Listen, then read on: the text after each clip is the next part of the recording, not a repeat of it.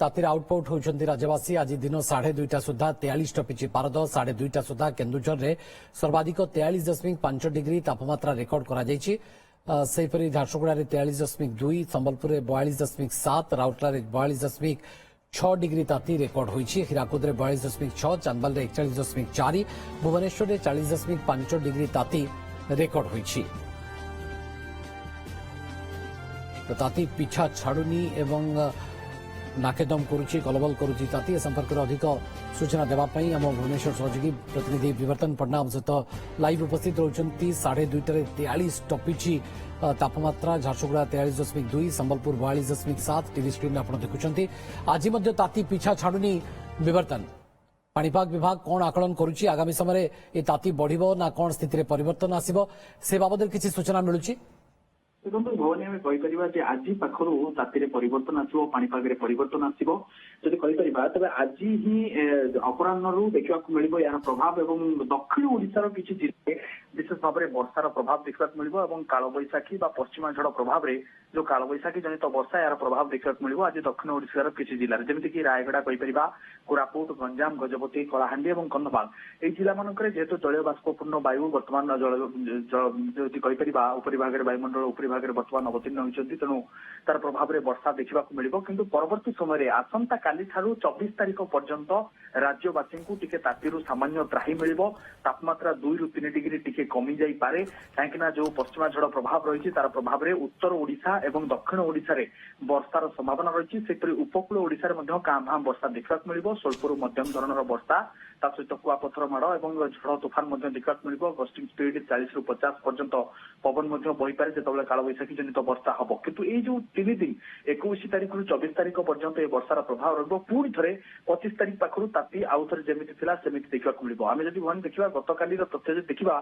बौद्ध और बारिपदा ये देशर सबुठ उत्तप्त सहर हिसाब से परिगणित होते 44.3 डिग्री सेल्सियस सहित चलित वर्षर सर्वाधिक तापमात्रा रेकर्ड कर बौद्ध में आज जदि देखा आज जो कथा किछ समय पूर्व जे केन्दुझर सर्वाधिक 43.5 डिग्री झारसुगुड़ा 43.2 डिग्री संबलपुर 42.7 राउरकेला 42.6 और हीराकुद 42.6 डिग्री रेकर्ड कर दर्शाऊँ ये तो दिन 2:30 पर्यंत गोटे पर्यवेक्षण जहाँ आसी था भर रही दिन सरिवा सहित अर्थात संध्या बेलू संपूर्ण तथ्य आसो आज तापमात्रा केते अतिक्रम करो देखा ट्विन सिटी विशेषकर राजधानी भुवनेश्वर में तापमात्रा 40 डिग्री आज सीमित रही कि गतकाली 42 ରୁ 40 डिग्री तापमात्रा छुई जाता है ततला कड़े गोटे प्रकार राज्यर सबू अंचल रही आज देखा पाखापाखि 20 ରୁ ऊर्ध्व अंचल बर्तमान 40 डिग्री उपर रेकर्ड कर 21 ରୁ अधिक अंचल 40 उपर रेकर्ड होता 10 ରୁ अधिक अंचल 43 उपर रेकर्ड कर ये दर्शाऊँ जे ताती कोहली भाव में बर्तमान रही किंतु जहाँ पाणीपाग विभाग गोटे खबर टिके सामान्य आश्वस्ति आनीदे मनरे जे आज पाखर हूँ अपराह्न पागरे सामान्य परिवर्तन आसीपे दक्षिण ओडिशा रे आसंता काली उपकूल उत्तर और दक्षिण ओडिशा रे वर्षार प्रभाव देखा मिल जो असह्य गरम गुड़गुड़ी होता से टिके निस्तार मिल टिके त्राही मिल दिन समय जदिव सामान्य ताती देखा मिल कि अपराह्न टिके आश्वस्ति आनीदेव कालबैशाखी वर्षा सामान्य ठंडा पवन बहवा सहित समुद्रिक पवन जेहेतु रही जलीय बाष्पूर्ण वायु रु सामान्य आश्वस्ति आनीदेव जदिव खरा एत मात्रा आश्वस्ति मात्र 2-3 दिन बिल्कुल जो कथा आप कहले 2-3 दिन आश्वस्ति पुणी थे 25 ରୁ आउ थे कलबल कर जहाँकि एप्रिल शेष तारीख पर्यंत एप्रिल शेष सप्ताह शेष तारीख पर्यंत मे प्रथम सप्ताह पर्यंत ये भाव में ताती पुणी थे कलबल कर पाणीपाग विभाग विस्तारित परिषद आकलन जहाँ कहूँ 5 दिनिया जो फोरकास्ट कर परवर्ती समय पुणी थे 25 ରୁ ताती बढ़िया नहीं पाणीपाग विभाग आकलन कर 2-3 दिन समग्र ओडिशा विशेषकर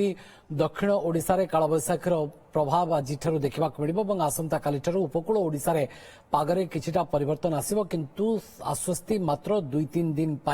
तापरे पुणी 25 तारीख बेलू यही स्थिति फेरिबो अर्थात 25 तारीख परठारु मास शेष पर्यंत यही प्रभाव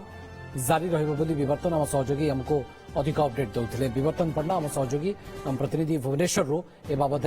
अधिक अपडेट देउथिले।